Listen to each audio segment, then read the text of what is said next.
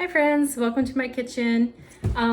It's that time of the year, rhubarb's ready. I was gonna take you outside with me to my garden to show you how to pick rhubarb. This is what it looks like. But it's raining and looks like the sun's out for just a second, but I didn't want to get wet. I'm already wet for picking it. So anyway, so this is what rhubarb looks like. I got a 40-foot row, and so you just pull it out.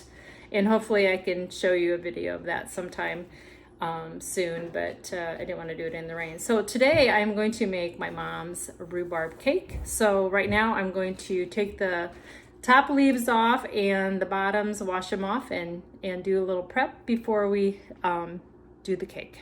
Okay, I've got my rhubarb cleaned and prepped, and so let's throw this cake together. It's really quick, not too many ingredients.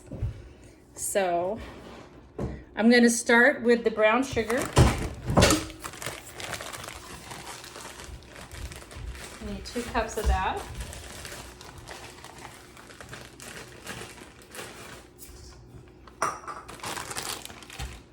Some softened butter.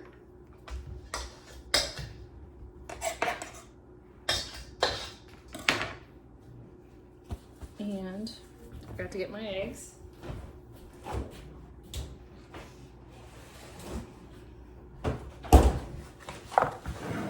You can use a mixer if you wanted to. I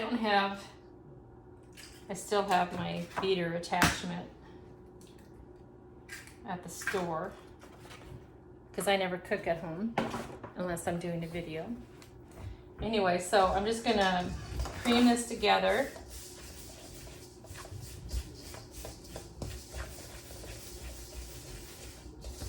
So I've got eggs, brown sugar, and softened butter in here.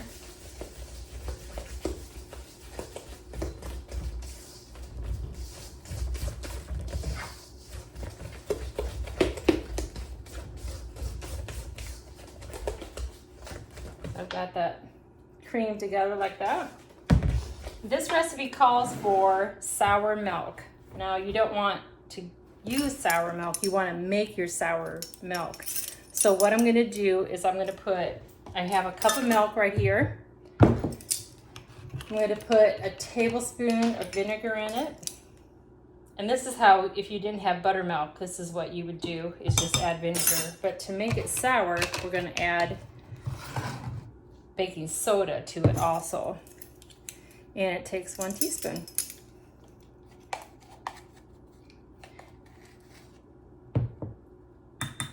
And I'm just gonna stir that, or just kind of swirl it around a little bit. It's gonna start to bubble a little bit.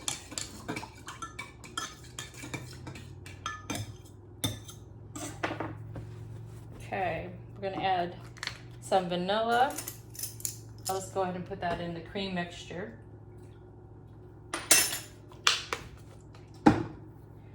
And I've got my flour here. And I'm just gonna add a little bit of flour, then part of the sour milk. Oops.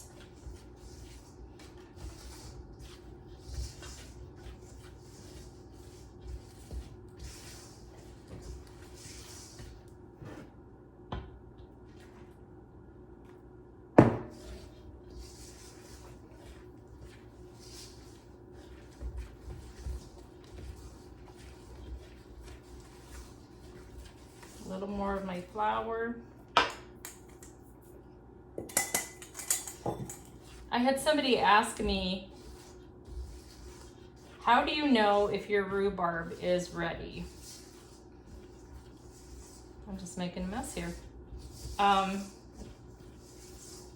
It's ready when it's long enough to pick, to be honest with you. It's not like an apple or anything like that. I've never experienced picking it too green. It still has really great flavor. It's a kind of a sour, bitter, I don't know, a fruit? I'm assuming it's a fruit. Maybe it's a vegetable. So I'm gonna make sure I get all that baking soda from the bottom of my thing here.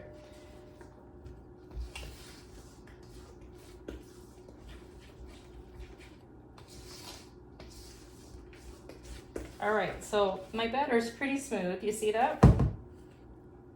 Got it. Okay, so now I've got my 3 cups of rhubarb. And you can cut this. I like to do a few small and a few big, because that's the best part, right? Is to bite into a big chunk of rhubarb. And we're gonna just stir this in just until it's incorporated.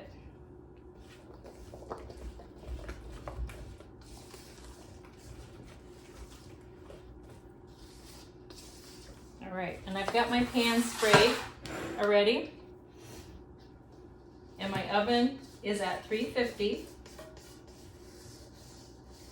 We're just gonna pour this in like this. See, really simple, easy.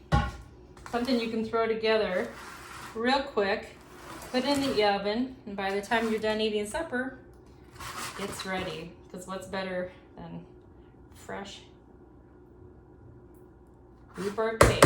So we're gonna put it in the oven for about 30 minutes. You can try to use a toothpick, but it's not gonna work because if you run into a piece of rhubarb, then your toothpick is gonna come up with stuff on it. So 30 minutes, and hopefully it'll be awesome, and we'll see it then. Right, I just took it out of the oven. I guess I shouldn't say just. I let it cool off for about 15 minutes. It's still a little warm, but this is what it looks like coming out of the oven. And I have my professional taste tester here, Caleb. You gonna taste it for me, big guy? I've got a plate right here for you.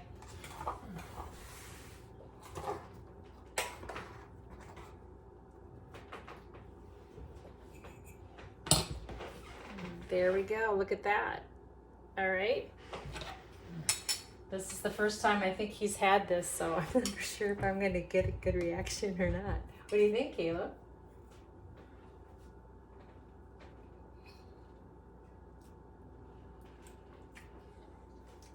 Not too bad?